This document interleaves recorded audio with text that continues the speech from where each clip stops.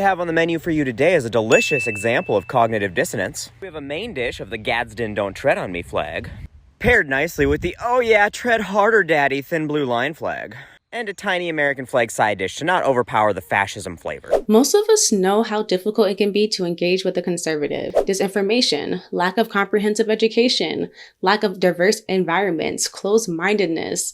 These are all contributing factors. But this TikToker raised a really good point. I actually appreciate your comment here and the honesty more than you could ever realize, because it serves as an example of the foundation of right-wing politics, which is nothing beyond poking people, right, trying to harm people, and then getting off on their reactions, their fear, their anger, their emotion, right? So at least you didn't hit me with any BS about, God, morality, saving children, the unborn, because we all know you don't care, because it doesn't actually impact your life in any way whatsoever. So you can just virtue signal about a group that demands nothing from you and act like you're the good person that you're not. So remember to meet the media. Appreciate your honesty. Masks are required. Sir. I don't make the rules, sir. I just have to enforce. So we're at the Eisenhower Museum. Yes, you are. And I can't visit. My name's Ricky Schroeder. I drove over here to visit. And you're telling me you can't come in. I can't come into this museum without a mask. Without a mask. Correct. Whose rule is this? It's the National Archives and Record Administration's rules. It's the federal government's rules. Yes. Evil federal government. Right? That's your opinion. The man who helped raise bail money for Kyle Rittenhouse is back at it again. That is my opinion. Okay. God's laws are higher than the federal government's. But you're going to enforce man's laws. Yes, we are. Not God's laws.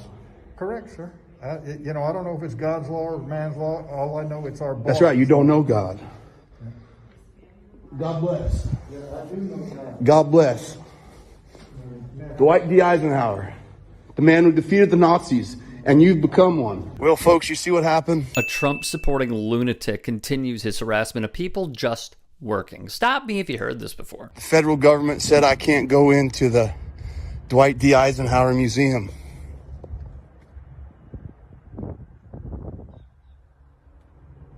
The man who defeated the Nazis. And look what's become of our country. Just gone. Mentally gone. God bless this movement. In Jesus' name, we need to fight for freedom again. What a sad, despicable display from this guy. By mid-June, that's a date that California, I know, if they allow us, if they grant us that, our kings, the people in power, you're going to listen to these people? Well, I know they've destroyed our economy. Well, they're sir, destroying our culture. They're destroying our state.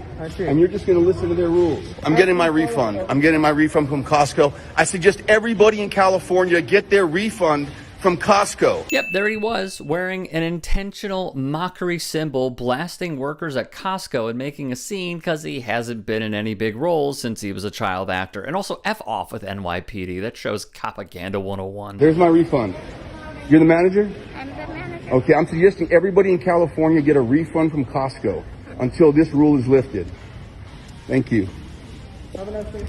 Thank you. What an absolute twerp this dude is. In the original video, Schroeder confronted a guard at the Eisenhower Museum in Abilene, Kansas for adhering to the federal government rules implemented due to the COVID pandemic. Schroeder, with nothing better to do, recently voiced his support for, who else? The truckers' blockade at the US-Canada border, even sharing a video on March 6th of himself in DC as he awaited the arrival of the American whatever convoy. It's not freedom, it's stupid. If you look at Rhodesia, a country that was once a thriving breadbasket and became a place where whites live in fear, they use racial tension to create that disaster.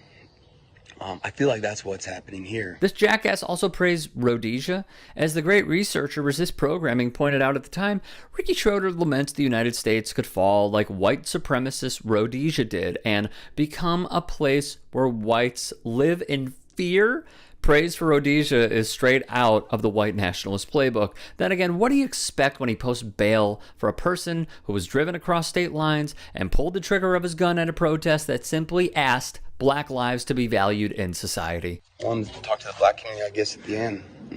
That's in poverty and that's in despair. What I'd like to say is that you have other Black leaders, Candace Owens, Thomas Sowell, David Harris, Officer Tatum.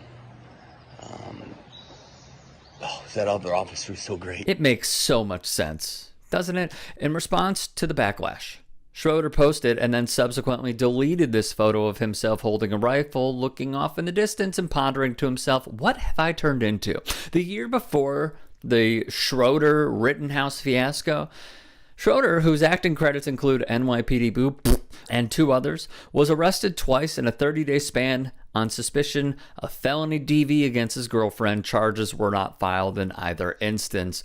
On May 1st, 2019, the LA Times wrote, the LA County Sheriff's Department received a call of DV at about 12:43 a.m. When deputies arrived at the actor's Topanga residence, they said there was evidence of a physical altercation between Schroeder and a woman, allegedly his girlfriend. He was in custody at the time and his bail was set at $50K. A similar incident occurred between the 49-year-old actor and the same woman at the residence on April 2nd. That time he was released on bond. After the meltdown, Twitter had their say. White privilege is behaving like an incredulous a-hole and then comparing the minor inconvenience you created for yourself to brutal, warmongering, genocidal regimes, which is just spot freaking on. I love how he thinks telling the guy his name is Ricky Schroeder will help. Also, when did he get a southern accent? Fair point. I believe it was when Brian Kelly got an accent. There are grandmas in Ukraine making Molotov cocktails to fight off an invading army, and Ricky Schroeder wants you to know he won't be a slave to wearing a mask nobody's asking him to wear anymore, wrote former Turks host John Fugelsang.